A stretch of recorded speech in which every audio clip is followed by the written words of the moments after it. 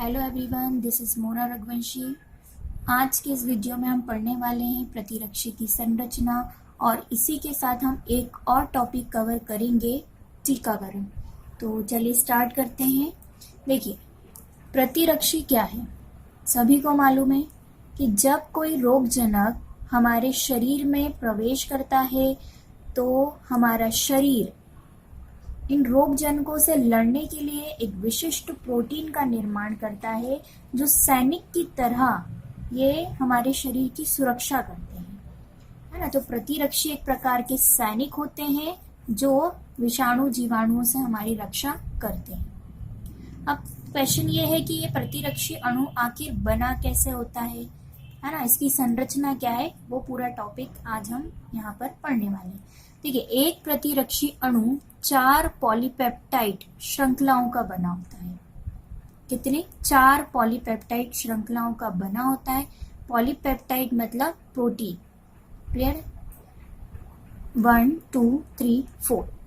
इन 4 श्रृंखलाओं में 2 श्रृंखला हल्की होती है और 2 श्रृंखला भारी होती है। जो छोटी वाली श्रृंखला है वो हल्की श्रृंखला है,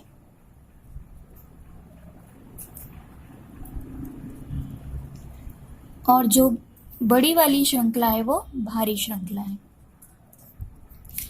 2 हल्की श्रृंखलाएं होती है, 2 भारी श्रृंखलाएं। हल्की श्रृंखला को हम लाइटर कहते हैं और भारी श्रृंखला को हम हैवी कहते हैं। क्लियर? और इसीलिए इस पूरे प्रतिरक्षी अणु को H2L2 से दर्शाया जाता है। H मतलब हैवी, 2 श्रृंखलाएं भारी है, लाइटर 2 श्रृंखलाएं हल्की हैं। क्लियर है? देखिए, ये जो चारों श्रृंखलाएं होती हैं, इनमें जो प्रोटीन पाया जाता है वो है इम्यूनोग्लोबिन प्रोटीन। इम्यूनोग्लोबिन प्रोटीन, क्योंकि अभी बताया कि 4 पॉलीपेप्टाइड मतलब एक प्रकार का प्रोटीन है, और प्रोटीन कौन सा वाला है? इम्यूनोग्लोबिन। तो ये चारों श्रृंखलाएं इम्यूनोग्लोबिन नामक प्रोटीन से बनी होती। इम्यूनो मतलब इम्यूनिटी, प्रतिरक्षा, और ग्लोबिन मतलब गोलाकार। तो एक ऐसा प्रोटीन जो गोलाकार होता है और जो इम्यूनिटी को बढ़ाता है। क्लियर है? ये दोनों श्रृंखलाएं आपस में डाइसल्फाइड बंधों से जुड़ी होती है। किससे? डाइसल्फाइड। डाइसल्फाइड मतलब 2 सल्फर के बीच में जो बॉन्ड बनेगा वो डाइसल्फाइड। क्लियर है? तो ये दोनों श्रृंखलाएं, यहाँ पर ये जो डॉट यहाँ दिखाई दे रहे हैं, ये सल्फर को रिप्रेजेंट कर रहे हैं। तो ये दोनों श्रृंखलाएं आपस में सल्फर से कनेक्ट होती हैं। यहाँ देखिए, यहाँ देखिए, जितना भी डॉट वाला एरिया यहाँ दिखाई दे रहा है, ये सब क्या है? यहाँ पर सल्फर है। क्लियर है? प्रत्येक प्रतिरक्षी अणु पर इस प्रकार की विशिष्ट आकृतियां उपस्थित होती हैं, और ये आकृतियां क्या है? प्रतिजन बंधनकारी स्थल।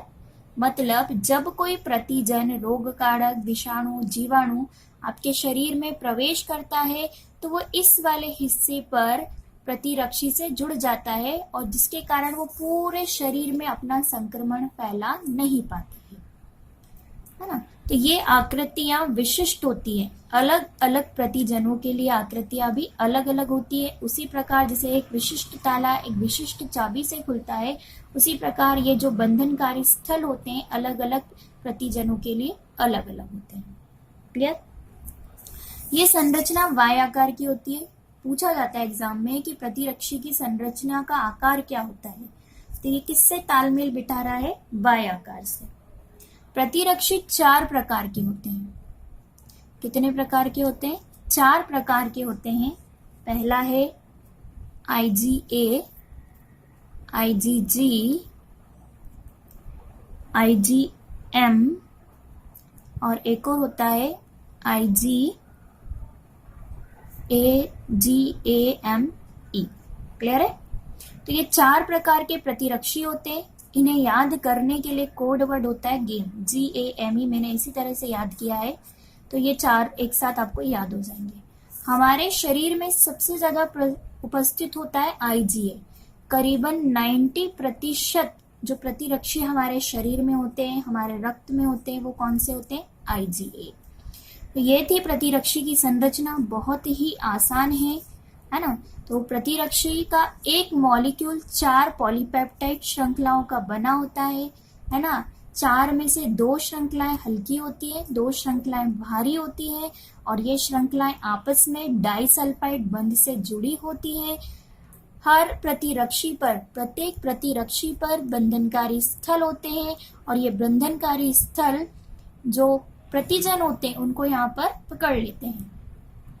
4 प्रकार के होते हैं, IgA, IgG, IgM, IgE। Clear है? ये नोट्स है यहाँ पर ना, डिस्क्रिप्शन जो मैंने आपको बताया है ये पूरा डिटेल यहाँ पर दिया गया है। इसे आप पढ़ेंगे तो आपको पूरी तरीके से क्लियर हो जाएगा। चलिए फिर अब नेक्स्ट टॉपिक स्टार्ट करते हैं, टीकाकरण। देखिए बच्चों, ये जो शब्द है टीकाकरण आपने कई बार सुना होगा। छोटे बच्चों को टीका लगाया जाता है, हर महीने कुछ ना कुछ टीके लगते हैं। आखिर ये टीका है क्या? ये सभी को मालूम है कि टीका इसलिए लगाया जाता है, यहाँ इसमें इंजेक्शन लगाया जाता है जो भविष्य में होने वाली बीमारियों से बचाता है ना। तो ये दवाइयाँ किस प्रकार की होती हैं और ये किस प्रकार से बच्चों को भविष्य में बीमारियों से बचाता है।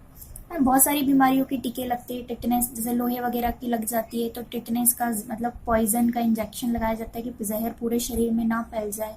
चेचक के टीके लगते हैं। ऐसे कई सारी बीमारियां होती हैं जिसके टीके लगाए जाते हैं। तो सबसे पहले हम बात करेंगे कि टीका आखिर होता क्या। देखिए टीका क्या है?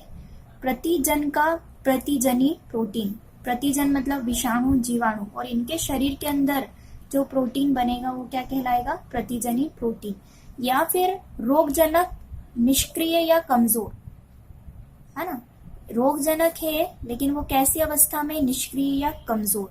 तो कुल मिलाकर या तो रोगजनक को की बात की जा रही है या रोगजनक के अंदर जो प्रोटीन है उसकी बात की जा रही है, और इन्हीं को क्या कहते हैं? टीका। और जब इस तरह से रोगजनक को व्यक्ति के शरीर में इंजेक्शन के द्वारा पहुंचाया जाता है तो यही प्रक्रिया क्या कहलाती है? टीकाकरण। क्लियर? अब होगा क्या? अब ये सब रोगजनक ही है कहीं ना कहीं, तो ये व्यक्ति के शरीर में पहुंच गए हैं। और आपको मालूम है कि जब रोगजनक व्यक्ति के शरीर में जाते हैं तो प्रतिजन के विरोध में शरीर में प्रतिरक्षी उत्पन्न होती है और होती भी है। अब प्राकृतिक रूप से हो या आर्टिफिशियल रूप से हो, अगर कोई रोगजनक व्यक्ति के शरीर में जाता है तो शरीर उस विरोध में क्या बनाता है? प्रतिरक्षी। लेकिन यहाँ पर ये जो प्रतिजन है ये ज्यादा हानिकारक नहीं होते हैं, है ना। शुरुआत में कई लोगों को बुखार वगैरह आ जाता है लेकिन बहुत ज्यादा खतरनाक नहीं होते क्योंकि ये प्रतिजन निष्क्रिय होते हैं, कमजोर होते हैं। अब इसमें क्या होगा कि टीके से शरीर में स्मृति कोशिकाओं का निर्माण होता है। प्रतिरक्षी उत्पन्न हुए, स्मृति कोशिकाएं, स्मृति मतलब जो एक याद रखती हैं, है ना। और स्मृति कोशिकाएं कौन सी होती है? बी तथा टी कोशिकाएं। अब एक बार जब स्मृति कोशिकाएं बन जाती हैं, आपके शरीर में सैनिक बन जाते हैं, तो भविष्य में अगर कोई जीवाणु, विषाणु शरीर पर आक्रमण करता है तो ये स्मृति कोशिकाएं क्या करती है? प्रतिजन को जल्दी से पहचान लेती हैं तथा उन्हें मार देती हैं। तो टीके से हमने क्या किया? स्मृति कोशिकाओं को बना दिया। एक बार शरीर में ये बन जाती है तो भविष्य में अगर किसी भी प्रकार का कोई इन्फेक्शन, बीमारी होती है तो ये स्मृति कोशिकाएं उसे पहचान कर क्या करती है? मार देती है। तो यही टीकाकरण है जिसमें इंजेक्शन के द्वारा प्रतिजन को शरीर में भेजा जाता है और जो भविष्य में होने वाली बीमारियों से हमें बचाते हैं। आई होप आपको समझ में आया हो। फिर मिलते हैं। बाय बाय, शबा खैर।